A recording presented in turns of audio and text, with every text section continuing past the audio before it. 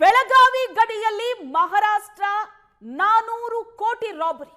ಮಹಾರಾಷ್ಟ್ರಕ್ಕೆ ಹೋಗ್ತಾ ಇದ್ದಂತಹ ಈ 400 ಕೋಟಿ ಹಣ ರಾಬರಿ ಆದಂತ ಪ್ರಕರಣ ಇದೆ. ಬೆಳಗಾವಿ ಎಸ್ಪಿ ಕೆ ರಾಮರಾಜನ್ ಸುದ್ದಿಗೋಷ್ಠಿ ನಡೆಸಿ ಮಹಾರಾಷ್ಟ್ರ ಪೊಲೀಸರು ಕೊಟ್ಟ ಮಾಹಿತಿಯ ಬಗ್ಗೆ ವಿವರಣೆಯನ್ನ ಕೊಟ್ಟರು. ಚೋರ್ಲಾ ಘಾಟ್ನಲ್ಲಿ ರಾಬರಿ ಬಗ್ಗೆ ಜನವರಿ 6ರಂದು ನಾಸಿಕ್ ಡಿಸಿ ಪತ್ರ, ಅಕ್ಟೋಬರ್ 22ರಂದು ಸಂದೀಪ್ ಪಾಟೀಲ್ ಎಂಬಾತನ ಕಿಡ್ನಾಪ್ ಮಾಡಿರ್ತಾರೆ. 16ನೇ ತಾರೀಕು ಹಣ ದರೋಡೆ ಆಗಿರೋದು, 22ನೇ ತಾರೀಕು ಸಂದೀಪ್ ಪಾಟೀಲ್ ಕಿಡ್ನಾಪ್ ಆಗಿತ್ತು.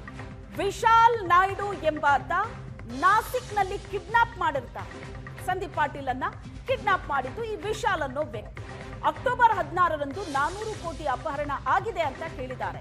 ಚೋರ್ಲಾ ಘಾಟ್ನಲ್ಲಿ ರಾಬರಿ ಆಗಿರೋದ್ರ ಬಗ್ಗೆ ಪತ್ರದಲ್ಲಿ ಉಲ್ಲೇಖ ಆಗಿದೆ. ಇಲ್ಲಿ ಘಟನೆ ನಡೆದಿರೋದ್ರಿಂದ ಯಾರು ದೂರು ಕೊಟ್ಟರು ತಗೋತೀವಿ, ನೋಡಿದವರು ವಿಕ್ಟಿಮ್ ಆದವರು ದೂರು ಕೊಟ್ರೆ ತಗೋತೀವಿ ಅಂತ ಹೇಳಿದ್ದಾರೆ. ಈ ಕಿಡ್ನಾಪಕ್ಕೆ ಕಾರಣ ಇವನು ಒಂದು 400 ಕೋಟಿ ರೂಪಾಯಿ ರಾಬರಿ ಮಾಡಿರೋದಲ್ಲಿ ಭಾಗಿಯಾಗಿರೋದಾಗಿ ನಮಗೆ ಬಂದಿದೆ ಅಂತ ಪೊಲೀಸರು ನಮಗೆ ಲೆಟ್ರನ್ನು ಬರೆದಿರ್ತಾರೆ. ಇದು ಚೋರ್ಲೆ ಘಾಟ್ ಅಂದರೆ ಬರೀತಾರೆ. ಇದರಲ್ಲಿ ಇದು ಬಿಟ್ಟು ಮಾಹಿತಿ ಯಾವುದೂ ಇಲ್ಲ. ಈ ಲೆಟ್ರ್ ಬಂದಾದ ನಂತರ ನಾವು ಇಲ್ಲಿಂದ ಒಂದು ನಮ್ಮ ಸಬ್ ಇನ್ಸ್ಪೆಕ್ಟರ್ ಮತ್ತು ಒಂದು 3 ಜನ ಮರಾಠಿ ಬರೋವರನ್ನು ನಾಸಿಕ್ ಜಿಲ್ಲೆಗೆ ಕಳಿಸಿದ್ದೀವಿ.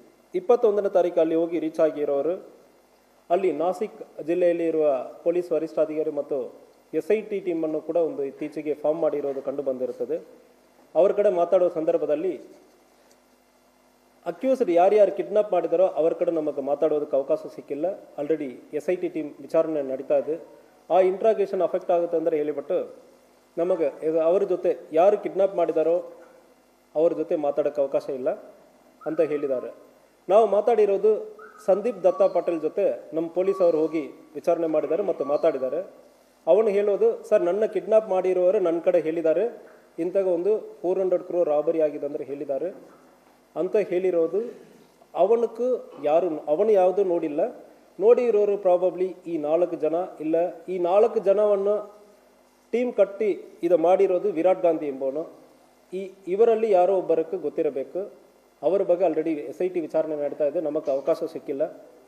ಇದ್ರ ಬಗ್ಗೆ ನಾವು ನಿಮ್ಮ ಕೋಆಪರೇಷನ್ ಅಡಿಷನಲ್ ಇನ್ಫಾರ್ಮೇಷನ್ ಯಾವುದೇ ಇದೆ ಅಂದರೆ ಕೊಡಿ ಅಂದರೆ ನಾವು ಮಾಹಿತಿಯನ್ನು ಕೂಡ ಲೆಟ್ರನ್ನು ಕೂಡ ನಾವು ಬರೆದಿದ್ದೀವಿ. ಆಲ್ರೆಡಿ ಪರ್ಸನಲ್ ಆಗಿ ಹೋಗಿ ಭೇಟಿ ಮಾಡಿದ್ದಾರೆ, ನಮ್ಮ ಸಬ್ ಇನ್ಸ್ಪೆಕ್ಟರ್ ಪರ್ಸನಲ್ ಆಗಿ ಭೇಟಿ ಮಾಡಿದ್ದಾರೆ. ಈ ಕರ್ನಾಟಕ ಗೋವಾ ಗಡಿಯಲ್ಲಿ 400 ಕೋಟಿ ರಾಬರಿ ರಹಸ್ಯ. ಖಾನಾಪುರ ತಾಲೂಕು ಚೋರ್ಲಾ ಘಾಟ್ನಲ್ಲಿ 400 ಕೋಟಿ ಹಣವನ್ನ ದರೋಡೆಕೋರರು ರಾಬರಿ ಮಾಡಿದ್ದಾರೆ. ಹೈಜಾಕಿಗೆ ಚೋರ್ಲಾ ಘಾಟನ್ನೇ ಆಯ್ಕೆ ಮಾಡಿಕೊಂಡಿದ್ದು ಯಾಕೆ? ಗುಜರಾತ್ನಿಂದ ಬಂದ ಹಣ ಗೋವಾ ಮೂಲಕ ಮಹಾರಾಷ್ಟ್ರಕ್ಕೆ ಈ ಹಣವನ್ನ ಸಾಗಿಸ್ತಾ ಇದ್ರು.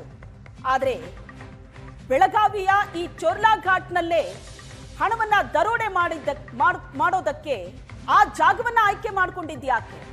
ಗೋವಾ, ಮಹಾರಾಷ್ಟ್ರ, ಕರ್ನಾಟಕ ಮಧ್ಯೆ ಈ ಚೋರ್ಲಾ ಘಾಟ್ ಇದೆ. ಈ ಪ್ರದೇಶದಲ್ಲಿ ಘಾಟ್ ಪ್ರದೇಶ ಏನಿದೆ ಇಲ್ಲಿ ನೆಟ್ವರ್ಕ್ ಬರೋದಿಲ್ಲ.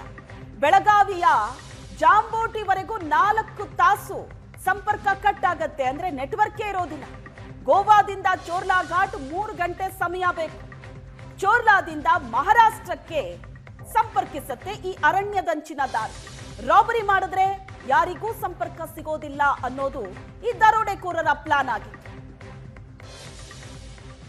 ಈ ಬಗ್ಗೆ ಹೆಚ್ಚಿನ ಡೀಟೇಲ್ಸ್ ಅನ್ನ ಕೊಡ್ತಾರೆ ನಮ್ಮ ಪ್ರತಿನಿಧಿ ಅನಿಲ್ ಸಂಪರ್ಕದಲ್ಲಿದ್ದಾರೆ. ಅನಿಲ್, ಈ ಪ್ರಕರಣ ಈಗ 3 ರಾಜ್ಯಗಳ ಗಮನ ಸೆಳೀತಾ ಇದೆ. ಇಡೀ ದೇಶವನ್ನೇ ಬೆಚ್ಚಿ ಬೀಳಿಸುವಂತಹ ಪ್ರಕರಣ, 400 ಕೋಟಿ ದರೋಡೆ ಪ್ರಕರಣ. ಈಗ ಈ ಪ್ರಕರಣದ ಬೆನ್ನು ಬಿದ್ದಂತ ಪೊಲೀಸರಿಗೆ ಸಿಗ್ತಾ ಇರುವಂತಹ ಇನ್ಫಾರ್ಮೇಶನ್ ಏನು? ಯಾಕಂದ್ರೆ SP ಕೂಡ ಪ್ರೆಸ್ ಮೀಟ್ ಮಾಡಿದ್ರು, ಏನ್ ಹೇಳಿದ್ರು ಅದರಲ್ಲಿ?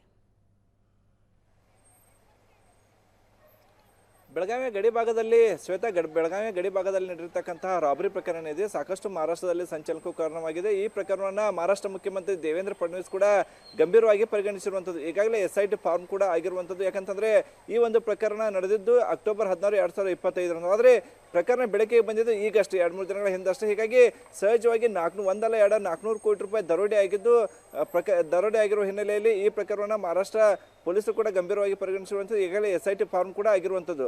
ಈ ಹಿನ್ನೆಲೆಯಲ್ಲಿ ದರೋಡೆ ಪ್ರಕರಣ ನಡೆದಿದೆ ಅಂತೇಳಿ ಯಾವಾಗ ನಾಸಿಕ್ ಪೊಲೀಸರಿಗೆ ಗೊತ್ತಾಗುತ್ತೆ, ಹೀಗಾಗಿ ಅವಾಗ ಸಹಜವಾಗಿ ನಾಸಿಕ್ ಪೊಲೀಸರು ಕೂಡ ಬೆಳಗಾವಿ SP ಅವರಿಗೂ ಕೂಡ ಪತ್ರ ಬರೀತಾರೆ, ಇಂಥ ಒಂದು ದೊಡ್ಡ ದರೋಡೆ ನಿಮ್ಮ ವ್ಯಾಪ್ತಿಯೊಳಗಾಗಿದೆ, ಹೀಗಾಗಿ ನಮಗೆ ತನಿಖೆಗೆ ಸಹಕಾರ ಕೊಡಬೇಕು ಅಂತ ಹೇಳಿದಾಗ ಇವರು ಕೂಡ ಆಯ್ತು ಎಲ್ಲ ರೀತಿಯ ಸಹಕಾರ ಕೊಡೋದಾಗಿ ಕೂಡ ಬೆಳಗಾವಿ SP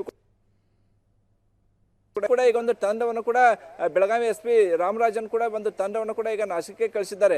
ಈಗ ಅಲ್ಲಿ SIT ಫಾರ್ಮ್ ಆಗಿರುವ ಹಿನ್ನೆಲೆಯಲ್ಲಿ SIT ಅಧಿಕಾರಿಗಳೇ ಅಲ್ಲಿ ಇರ್ತಕ್ಕಂಥ ಆರೋಪಿಗಳನ್ನ ವಿಚಾರಣೆ ಮಾಡ್ತಿದ್ದಾರೆ. ಹೀಗಾಗಿ ಬೆಳಗಾವಿಯಿಂದ ಹೋದಂಥ ಪೊಲೀಸ್ ಸಿಬ್ಬಂದಿಗೆ ಯಾವುದೇ ರೀತಿಯ ಈ ಆರೋಪಿಗಳ ಮಾತುಕತೆಗೆ ಅಥವಾ ಅವ್ರ ಜೊತೆ ಮಾಹಿತಿ ಕಲೆ ಹಾಕೋಕೆ ಯಾವುದೇ ರೀತಿಯ ಏನು ಸಮಯ ಸಿಗ್ತಾ ಇಲ್ಲ, ಅದ್ರ ಜೊತೆಗೆ ಅವಕಾಶನೂ ಸಿಗ್ತಾ ಇಲ್ಲ. ಹೀಗಾಗಿ ಈ ನಿನ್ನೆ ಹೋದಂಥ ನಮ್ಮ ಬೆಳಗಾವಿ ತಂಡ ಏನಿದೆ ಅಲ್ಲಿ ದೂರದಾರ ಸಂದೀಪ್ ಪಾಟೀಲನ್ನ ಕಡೆ ಹೋಗಿ ಮಾಹಿತಿ ಕಡಿಯುವ ಕೆಲಸವನ್ನು ಮಾಡಿದರೆ ಆತನು ಕೂಡ ಬೆಳಗಾವಿ ಪೊಲೀಸರ ಮುಂದೆ ಹೇಳಿರುವಂಥದ್ದು ಚೋರ್ಲಾ ಘಾಟ್ನಲ್ಲೇ 400 ಕೋಟಿ ರೂಪಾಯಿನಲ್ಲಿ ಏನು ಕಂಟೈನರ್ ಹೋಗ್ತಾ ಇತ್ತು, 400 ಕೋಟಿ ರೂಪಾಯಿ ಹೊತ್ತಕೊಂಡು ಆ ಕಂಟೈನರ್ಗಳನ್ನು ಕಿಡ್ನಾಪ್ ಮಾಡಿದ್ದು, ಹೈಜಾಕ್ ಮಾಡಿದ್ದು ಚೋರ್ಲಾ ಘಾಟ್ನಲ್ಲಿ ಅನ್ನುವಂಥ ಮಾಹಿತಿ ನೀಡಿದ್ದಾರೆ. ಹೀಗಾಗಿ ಈಗ ಮತ್ತೊಮ್ಮೆ ಬೆಳಗಾವಿ SP ಕೂಡ ನಾಸಿಕ್ ಪೊಲೀಸರಿಗೆ ಪತ್ರ ಬರೆದಿರುವಂಥದ್ದು, ಅದ್ರ ಜೊತೆಗೆ SIT ಕೂಡ ಪತ್ರ ಬರೆದಿದ್ದಾರೆ.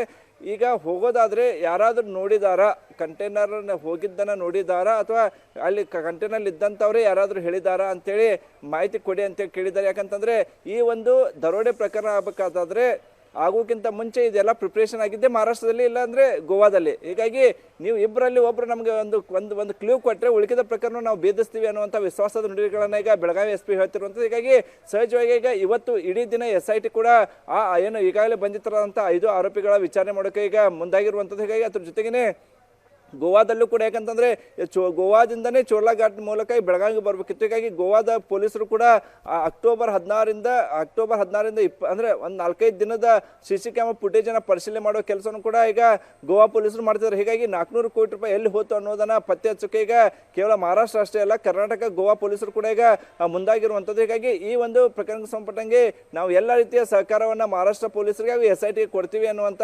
ಮಾಹಿತಿಯನ್ನ ಈಗ ಬೆಳಗಾವಿ SP ನೀಡಿರುವಂಥದ್ದು. ಶ್ವೇತಾ, ಓಕೆ, ಇನ್ನು ಈ ಹಣದ ಮೂಲ ಕೂಡ ಪತ್ತೆ ಹಚ್ಚಬೇಕಾಗಿದೆ. ಎಲ್ಲಿಂದ ಬಂದಂತ ಹಣ, ಯಾರಿಗೆ ಸೇರ್ಬೇಕಾಗಿತ್ತು, ಹಾಗಾದ್ರೆ ಈ ಹಣ ಇದ್ರ ಬಗ್ಗೆ, ಯಾಕಂದ್ರೆ ಚುನಾವಣೆ ಕೂಡ ನಡೀತಾ ಇದ್ದಿದ್ರಿಂದ ಮಹಾರಾಷ್ಟ್ರದಲ್ಲಿ ಆ ಸಂದರ್ಭದಲ್ಲಿ ಅದಕ್ಕೋಸ್ಕರ ಬಳಕೆ ಆಗೋದಕ್ಕೆ ಈ ಹಣ ಬರ್ತಾ ಇತ್ತ ಆ ಅನುಮಾನ ಕೂಡ ಇದೆ. ಒಟ್ಟಿನಲ್ಲಿ ತನಿಖೆ ನಡೀತಾ ಇರೋದ್ರಿಂದ ಅದು ಕೂಡ 3 ರಾಜ್ಯಗಳಲ್ಲೂ ಕೂಡ ಒಂದು ಸಂಚಲನಕ್ಕೆ ಕಾರಣ ಆಗಿದೆ ಈ ಪ್ರಕರಣ. ಕರ್ನಾಟಕದಲ್ಲಿ ಚೋರ್ಲಾ ಗಡಿಯಲ್ಲಿ ಇದನ್ನ ದರೋಡೆ ಮಾಡಿದ್ದಾರೆ ಅನ್ನೋದು ಬಿಟ್ರೆ ಬೇರೆ ಯಾವ್ದಾದ್ರು ಕಂಪ್ಲೇಂಟ್ಗಳು ಈಗ ಬಂದಿದ್ಯಾ? SP ಕೂಡ ಅದ್ರ ಬಗ್ಗೆ ಮಾಹಿತಿ ಕೊಡ್ತಾ ಇದ್ರು.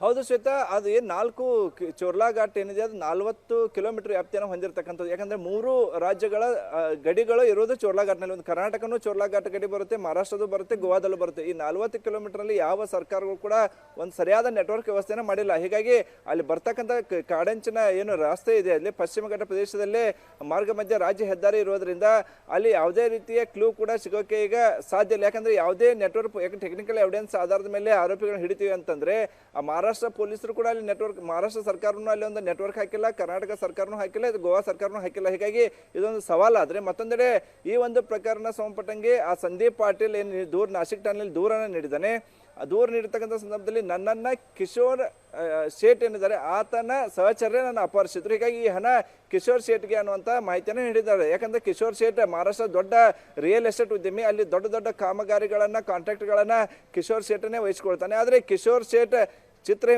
ಸಂದೀಪಲ್ಲಿ ಚಿತ್ರಹಿಂಸೆ ಕೊಟ್ಟಿದ್ದಾನೆ ಹೊರತಾಗಿ ಪೊಲೀಸರು ಆತನನ್ನ ವಶಕ್ಕೆ ಪಡೆದು ವಿಚಾರಣೆ ಮಾಡತಕ್ಕಂಥ ಸಮಯದಲ್ಲಿ ಹಣದ ಯಾರ್ದು ಅನ್ನೋದ್ರ ಬಗ್ಗೆ ಬಾಯಿ ಬಿಟ್ಟಲಿಗೆ ಸಹಜವಾಗಿ ಪೊಲೀಸರು ಕೂಡ ಈ ಪ್ರಕರಣ ಗೊಂದಲವನ್ನ ಉಂಟು ಮಾಡಿರುವಂಥದ್ದು. ಏನಾದರೂ ಸಂದೀಪ್ ಕಿಶೋರ್ ಶೇಟ್ ನನ್ನ ಹಣನೇ ಚೋರ್ಲಾ ಘಾಟ್ನಲ್ಲಿ ಹೈಜಾಕ್ ಆಗಿದ್ದಾವೆ ಅಂತ ಏನಾದರೂ ಸ್ಪಷ್ಟವಾಗಿ ಹೇಳಿದೆ ಆದರೆ ಆ ಪ್ರಕರಣ ಬೆನ್ನ ಹತ್ತಕ್ಕೆ ಈಗ 3 ರಾಜ್ಯಗಳ ಪೊಲೀಸರು ಕೂಡ ನಿರ್ಧಾರ ಮಾಡಿದ್ರು. ಯಾಕಂದ್ರೆ ಭೇದಿಸೋಕೆ ನಿರ್ಧಾರವನ್ನು ಮಾಡಿರುವಂಥದ್ದು. ಅದಕ್ಕೆ ತಕ್ಕಂತೆ ಎಲ್ಲ ಪೂರಕವಾಗಿ ಕಾರ್ಯತಂತ್ರಗಳನ್ನು ಮಾಡ್ಕೊಳ್ಳೋಕೆ ಸಾಧ್ಯ ಇದೆ. ಆದರೆ ಸಂದೀಪ್ ಪಾಟೀಲ್ ಏನು ನನ್ನ ಅಪಹರಿಸಿದ್ದಾರೆ, ಅಪಹರಣಕ್ಕೆ ಕಾರಣ ಏನಂತಂದ್ರೆ 400 ಕೋಟಿ ರೂಪಾಯಿ ಕಂಟೈನರ್ ವಾಹನವನ್ನು ಚೋರ್ಲಾ ಘಾಟ್ನಲ್ಲಿ ಹೈಜಾಕ್ ಮಾಡಿದ್ದಾರೆ ಅನ್ನುವಂಥ ಮಾಹಿತಿಯನ್ನು ಮಾತನಾಡಿರುವಂಥದ್ದು. ಈಗ ಕಿಶೋರ್ ಶೇಟ್ನನ್ನೇ ತೀವ್ರ ವಿಚಾರಣೆಗೆ ಒಳಪಡಿಸೋಕೆ ಮಹಾರಾಷ್ಟ್ರದ SIT ಕೂಡ ಈಗ ನಿರ್ಧಾರ ಮಾಡಿರುವಂಥದ್ದು. SIT ಮುಂದೆ ಆತ ಏನು ಹೇಳ್ತಾನೆ ಅನ್ನೋದ್ರ ಮೇಲೆಗೆ ಮುಂದಿನ ತನಿಖೆ ಮಾಡೋಕೆ ಈಗ 3 ರಾಜ್ಯಗಳ ಪೊಲೀಸರು ನಿರ್ಧಾರವನ್ನ ಮಾಡಿರುವಂಥದ್ದು. Shweta, thank you Anil.